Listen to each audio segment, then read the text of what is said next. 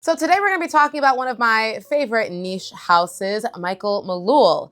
And specifically, we're going to be talking about the 3 different Citizen Jill fragrances, because I think a lot of people are aware of the first one, but may not be as aware of the other 2. So let's get into it, figure out which ones may or may not be the right fit for you. So the original Citizen Jill fragrance came out in 2021, and it was described as a floral fruity. It opens up with this blend of bergamot. You get these florals in the heart like lily of the valley. And the dry down is this kind of like musky vanilla with sandalwood. I've always described this perfume as a very, very soapy, clean, shampoo, fresh type of smell. This is that I just took a shower with an expensive lineup of body care and shampoos and soaps, and you leave the house with your hair slightly wet, the sun is shining, and you can just really smell, the after product of that expensive shampoo. That's what you're gonna get from Citizen Jill. The perfumer behind this was Roger Howell, and for the most part, this was really, really well reviewed and well liked when it was initially launched. A lot of people describe it as that type of,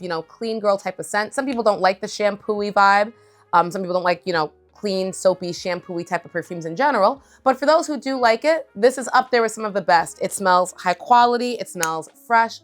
As it dries down, you're left with this slightly still a bit citrus, but again, more vanilla, light, almost musky skin type of smell that overall just smells good. I've always thought that this is just like you want to go out and just smell like a good citizen. You don't want a fragrance that is going to be overwhelming. You want to just smell clean and fresh and pretty and put together. That's what Citizen Jill is going to get you. So definitely one of the most well-liked fragrances from the Michael Malul brand in general. Then the following year, we have Citizen Jill Sun-Kissed, which came out in 2022. And this was created by the same perfumer, Roger Howell.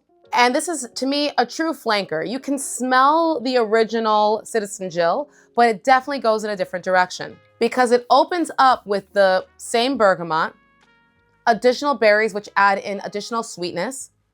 Kind of reminds me of the sweetness that you would get from like Angel Nova or even Rhea from Cudlush, that like strawberry, wild berry type of, fruity blend in the opening, but still with a slight freshness from bergamot. But then the dry down is very, very different in comparison to the original because it dries down to a very woody base. You have a bit of patchouli, some cedar, and some additional woody notes. We don't even know what they are, just woody notes in there. So it's almost like you're getting 2 perfumes in one bottle. The opening of the sweet berry, slightly fresh, type of style, and then the dry down of that woody blend. The suede in the heart also adds an additional elevated nuance. I really think it makes the fragrance feel warmer. I think the Sun-Kissed title is perfect. This feels like a summertime, but you've been out all day maybe, your skin is feeling warm, but you're going out to maybe, I don't know, some type of meeting or some type of event where you wanna feel a little bit more dressed up.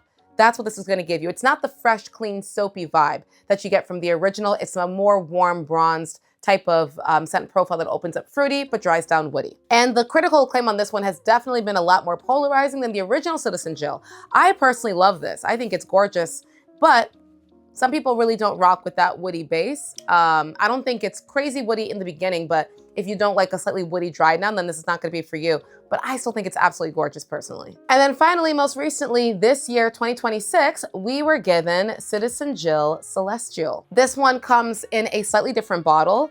The other ones have this like short, fat, thickety type of style, but this is the first one that is coming up a bit taller and more slender, which I thought was interesting because this is also the first one out of the 3 that is featuring a different perfumer. The perfumer behind this one is Stephanie Hakes, and this is described as a floral woody fragrance. This one opens up with fig, or fig nectar to be specific, but you also get violet leaf. Violet leaf is one of my favorite notes in perfumery because it always adds such a notable freshness in whatever perfume it's in.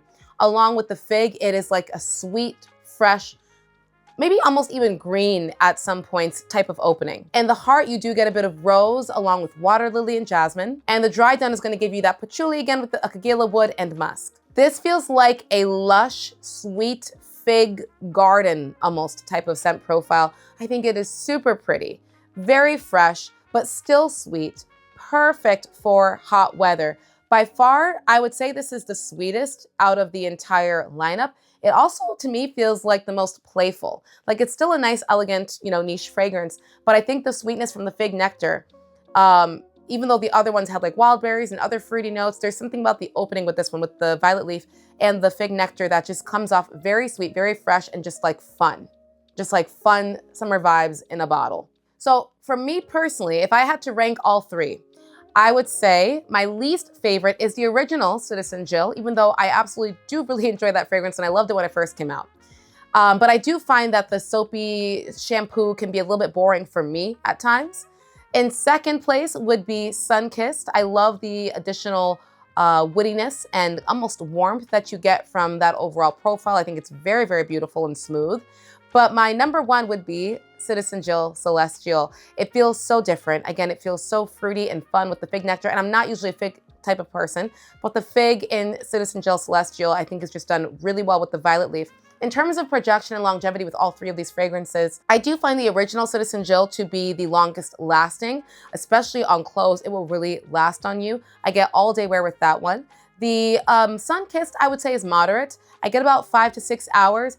And then Citizen Jill Celestial, I think, is probably the weakest. I think I get maybe 4 to 5 hours before I feel like I want to respray. I definitely think that you can feel the difference in perfumers from Sunkissed and the original to this one. I think Sunkissed manages to keep on to more of that soapy clean feeling, even though it goes in a different direction, where Citizen Jill Celestial, you get just a slight splash of it, mainly just from the shared bergamot note, but aside from that, it's truly its own fragrance. So depending on what you like will dictate, which Citizen Jill might be good for you. If you want the soapy clean, that's the original. If you want a more warm, smooth, think, sun-kissed type of skin, summertime fragrance that's not overly sweet, but has a gorgeous suede note in the heart, that is, of course, going to be the sun-kissed one.